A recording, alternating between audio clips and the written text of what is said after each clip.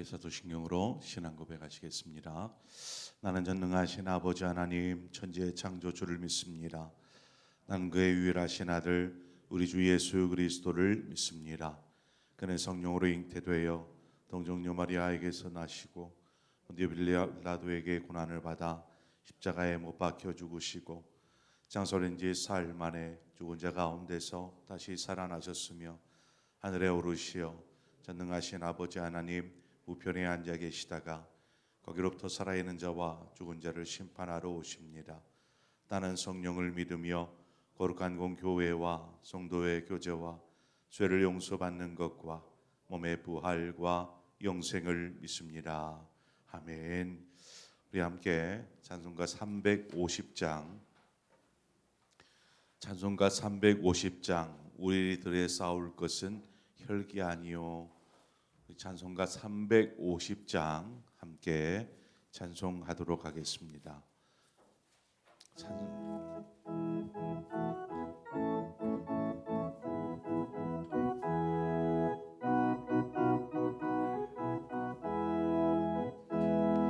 우리들의 싸울 것은 혈기 아니요. 우리들의 싸울 것은 육체 아니요. 마귀 권세 맞서 싸워 깨쳐버리고 죽을 영혼 살릴 것일세. 한 마음으로 힘써 나가세. 한 마음으로 힘써 싸우세. 악한 마귀 군사들과 힘써 싸워서 승전고를 이기까지 우리들이 운갑옷 쇠가 아니요. 우리들이 가진 검은 강철 아니요. 하나님께 받아가진 평화의 복을 거룩하신 말씀이로다.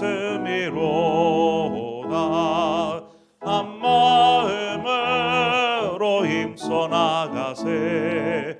한 마음으로 힘써 싸우세.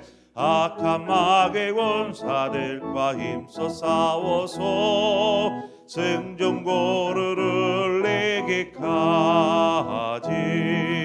악한 마귀 죄 아무리 강할지라도 우리들의 대장 예수 앞서 가시니 주저 말고 용감하게 힘써 싸우세. 최후 승리 얻을 때까지 한 마음으로 힘써 나가세. 한 마음으로 힘써 싸우세. 악한 마귀 군사들과 힘써 싸워서 승전고를 이기까지 죄악 중에 빠진 사람 죄를 뉘우쳐 십자가에 달린 예수 믿기만 하며 위태한 데 빠진 영혼 구원 얻어서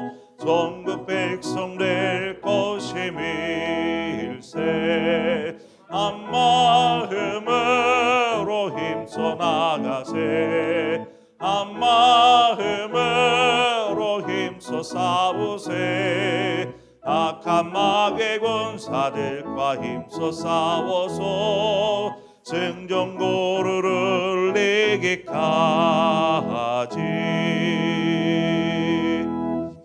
아멘. 하나님의 말씀 보겠습니다. 사무엘상 17장입니다. 사무엘상 17장 1절에서 11절의 말씀을 한 절씩 교독해서 보도록 하겠습니다. 사무엘상 17장 1절에서 11절의 말씀입니다. 함께 교독합니다. 블레셋 사람들이 그들의 군대를 모으고 싸우고자 하여 유다에 속한 소고에 모여 소고와 아세가 사이에 에담스담임에 진침해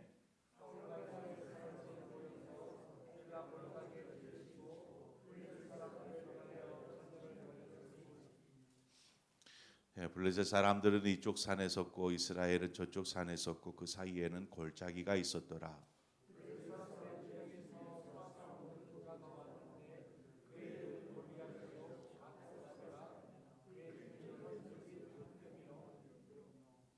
머리에는 노투구를 썼고 몸에는 비늘 갑옷을 입었으니 그 갑옷의 무게가 놋 5천 세겔이며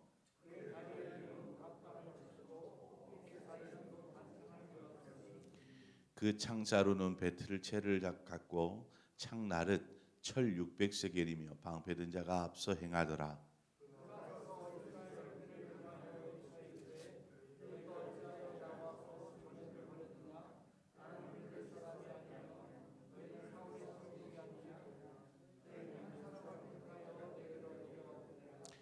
그가 나와 싸워서 나를 죽이면 우리가 너희의 종이 되겠고 만일 내가 이겨 그를 죽이면 너희가 우리의 종이 되어 우리를 섬길 것이니라.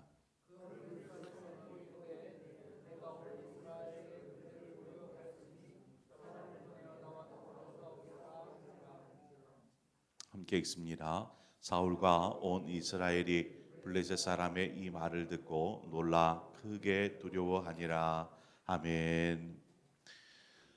오늘 본문에 보니까 블레셋이 이스라엘을 공격하기 위해서 지금 이스라엘 진영 안으로 들어와서 진을 쳤습니다. 이에 이스라엘도 블레셋과 싸우기 위해서 엘라 골짜기에 모이게 되었지요. 그리고 이제 블레셋 진영에서 한 사람이 나옵니다. 오늘 본문에 보니까 싸움을 돋는 사람, 도두는 사람이라고 말하고 있는데 싸움을 도두는 사람은 이 당시에 양쪽 진영에서 한 대표자 한 사람씩 나와서 전쟁의 승패를 좌우하는 싸움을 일기토를 하는 것입니다. 1대1 싸움을. 그래서 그 싸움으로 이제 전쟁이 결정되어지는 그러한 일을 하는 사람이 싸움을 도두는 자입니다. 블레셋 진영에서 나온 사람은 우리가 잘 알고 있는 그 유명한 골리앗이죠. 오늘 본문에 보면 골리앗에 대해서 좀 자세하게 나와 있습니다. 그의 신체가 어떠며 어떻게 무장되어 있고 어떤 것들을 착용하고 있고 하는 것들을 다루는데 보면 그의 신체가 거의 3m에 이릅니다. 거인이죠. 오늘날에도 그렇게 큰 사람을 쉽게 찾아볼 수가 없는 좀 희귀한 사람입니다. 그는 갑옷을 입고 있었고 창과 단창으로 무장하고 있었습니다. 골리앗이 블레셋을 대표해서 이렇게 나오다 보니까 이스라엘 군대에서는 누구도 그 골리앗을 상대로 싸울 자신이 없었던 것이죠. 그러다 보니까 대표자로 나갈 사람이 없는 것입니다. 아무도 나가려고도 하지 않습니다. 블레셋이 이스라엘을 공격하려고 할 때에 이스라엘의 상황을 이렇게 보면 참 혼란한 상황이었습니다. 혼란한 시대. 왜 그렇습니까? 우리가 여태 살펴보았던 상황에서와 같이 이스라엘의 왕인 사울은 악령에 시달림 받는 괴로움을 겪고 있었고 또 이스라엘의 영적인 지도자라 말하는 사무엘은 사울에게서 떠나버렸습니다. 이러한 이스라엘의 상황을 블레셋은 이미 파악하고 있었을 것입니다. 그리고 그때를 놓치지 않고 지금 전쟁을 일으켜서 공격해 오는 것입니다. 우리가 주일에 영적인 전쟁에 대한 이야기를 말씀을 나누었는데 사탄은 이러한 혼란한 상태, 이 혼란한 틈을 가만 내버려 두지 않습니다. 오늘 본문의 블레셋이 여실히 파고들어서 공격해 오는 것처럼 사단 역시 혼란한 틈을 노리는 것이죠. 혼란의 시작이 어디에서부터 시작되었습니까? 그것은 이스라엘을 대표하는 왕 사울에게서부터 시작이 되었습니다. 왕이 하나님과 바르고 건강한 관계를 이루지 못하였기 때문에 결국 사단이 그 사이를 공격해 오는 것입니다. 왕과 하나님 사이, 즉 이스라엘과 하나님 사이에 이러한 관계가 온전하지 못하고 건강하지 못할 때 여지없이 그 약점을 사단은 노리는 것입니다. 여러분 그렇다면 사단의 공격이 어떻게 이루어지는가 한번 보십시오. 오늘 본문에 거대한 골리앗을 전면에 내세웠습니다. 그러한 골리앗을 누가 어떤 사람이 상대할 수 있겠습니까? 이스라엘이 두려움에 떨고 있는 것은 어찌 보면 그러한 골리앗 앞에서는 당연한 것인지도 모릅니다. 우리는 사탄과 상대가 될 수 있을까요? 사탄과 싸워서 능히 우리의 힘으로 이겨낼 수 있을까요? 우리는 그렇게 할 수 없습니다. 그런데 어떻게 해야 우리가 이 땅에 살아가면서 사탄과의 싸움을 승리로 이끌어갈 수 있을까요? 우리는 골리앗과 다윗의 싸움의 결말을 이미 잘 알고 있습니다. 소년 다윗이 물매를 던져서 골리앗을 무너뜨렸습니다. 이 싸움의 승리의 요건은 무엇입니까? 다른 어떤 것도 아니었습니다. 물매도 아닙니다. 이 싸움의 승리의 조건은 바로 믿음이었다라는 사실입니다. 믿음으로 나아갈 때에 승리할 수 있었던 것이죠. 사탄과의 싸움 역시 어떤 싸움이냐? 믿음의 싸움인 것입니다. 믿음으로 나아갈 때에 이겨낼 수 있는 것이죠. 거대한 골리앗이 다윗과 싸울 때에 한번 보세요. 칼질을 한 번이라도 하거나 혹은 들고 있는 창을 한 번이라도 휘둘렀는가?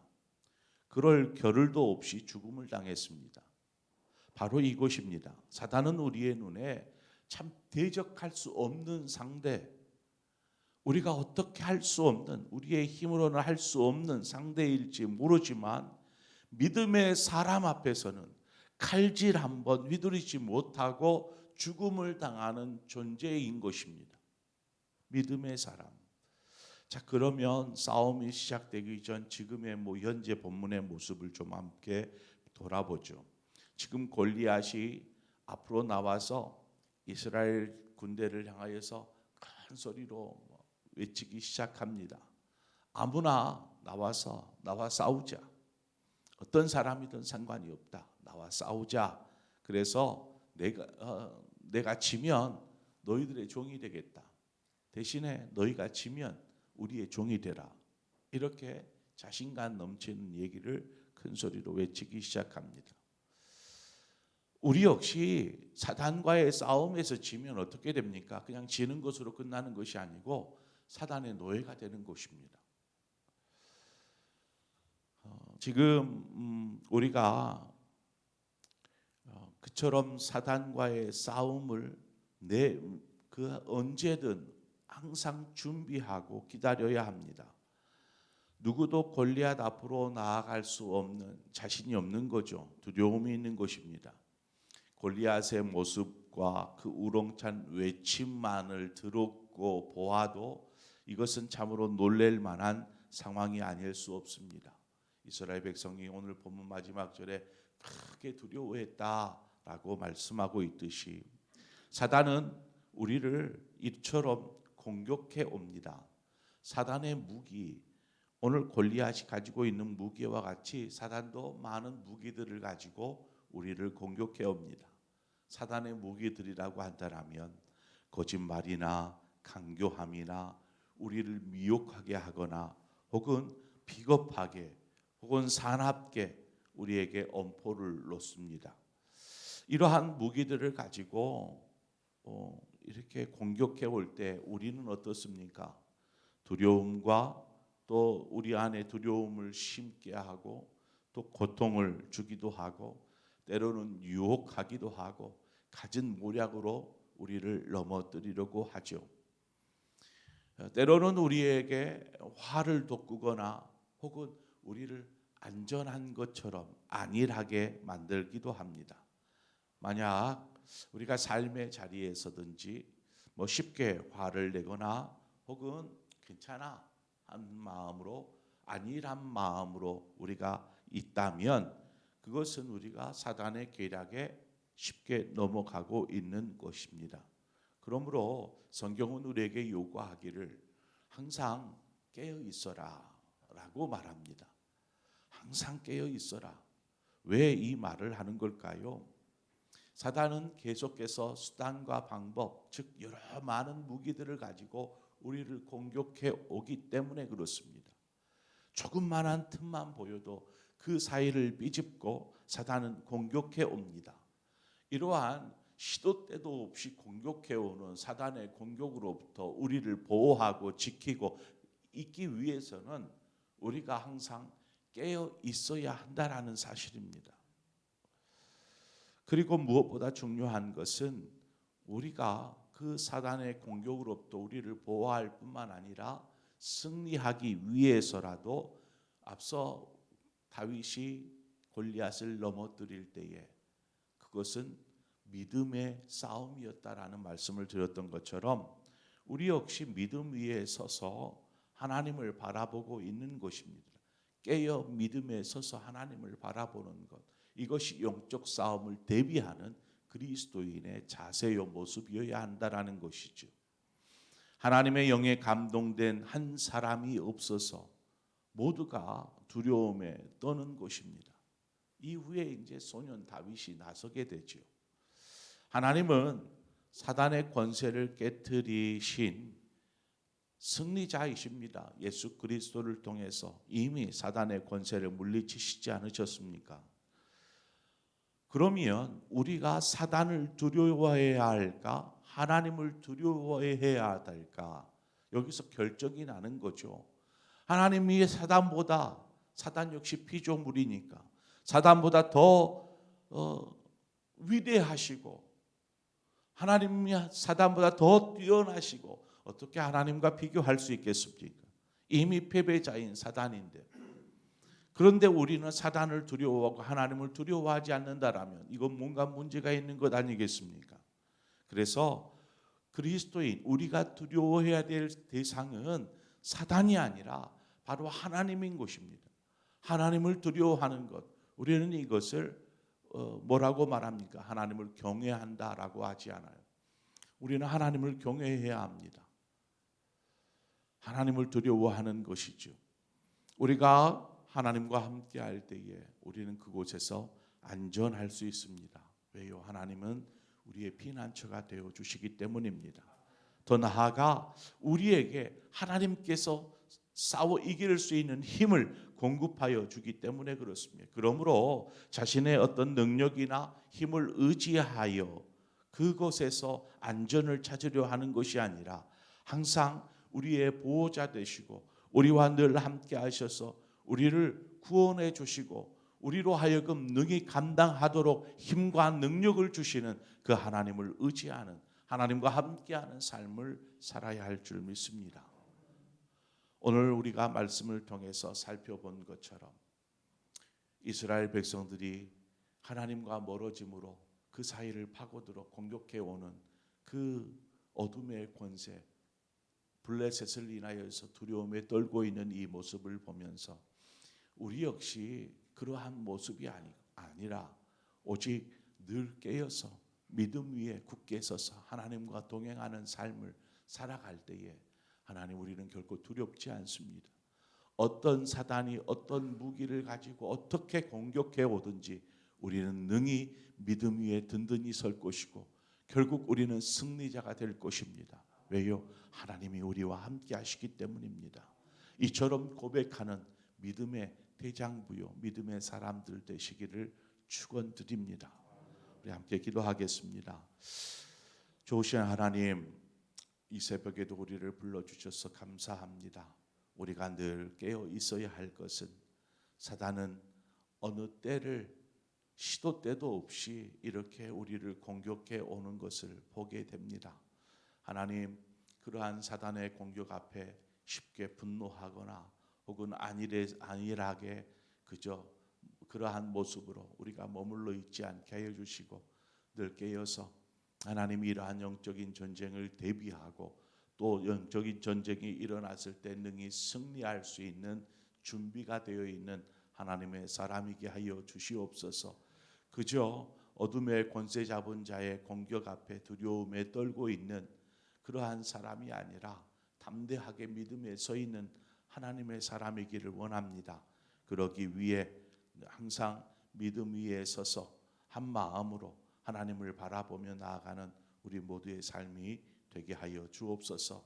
하나님, 우리의 피난처가 되어 주시고 환난 날의 산성이 되어 주시며 사단과 어둠의 권세의 공격 앞에 우리를 안전히 지켜 주실 뿐만 아니라 우리로 하여금 감당할 힘과 능력을 공급하여 주심으로 하나님, 우리가 하나님만을 두려워하고 경외하는 삶을 살아갈 수 있도록 인도하여 주시옵소서. 오늘도 한 날을 우리에게 허락하여 주셨사오니 이 날에 하나님께서 우리에게 원하시고 하나님 우리에게 요구하시는 것이 무엇인지 우리가 잘 깨닫고 하나님의 뜻에 합당한, 그래서 순종하는 삶을 살 수 있도록 인도하여 주시옵소서. 예수님의 이름으로 기도합니다. 아멘. 시간 우리 함께 말씀을 생각하면서 기도하고 더불어 우리가 함께 중보할 것은 우리나라를 위해서 함께 기도하십시다. 하나님의 나라를 하나님 바른 길로 인도하여 주옵소서. 사람이 이 나라의 수장이 아니고 하나님이 이 나라를 이끌어 주시옵소서. 그래서 하나님께서 선한 길로 인도하여 주시도록 이 나라와 민족을 위해서 기도하십시다. 그리고 더불어서 한국 교회가 바르게 세워질 수 있도록, 회복될 수 있도록, 다시금 부흥이 일어날 수 있도록 한국 교회를 위해서 우리가 함께 기도하시기를 원합니다. 이 나라가 죄악 가운데 물들었다라면 그 시작은 한국 교회에서 불토일 것입니다. 한국 교회가 거룩하고 성결하면 이 나라는 바르게 설 수 있습니다. 그러므로 우리나라가 한국 교회가 하나님 앞에 바르게 서게 하여 주옵소서. 하나님 앞에 두렵고 떨림으로 서게 하여 주십시오. 우리가 함께 기도하기를 원하고 그러한 의미에서 우리 교회가 하나님 한국 교회를 대표하는 한 교회로서 하나님 앞에 어떻게 세워져 있는지 바라보면서 우리 교회를 위해서 함께 기도하기를 원합니다. 또한 우리 각자의 기도의 제목으로 기도하시다가 자유롭게 돌아가시도록 하겠습니다. 함께 기도하겠습니다.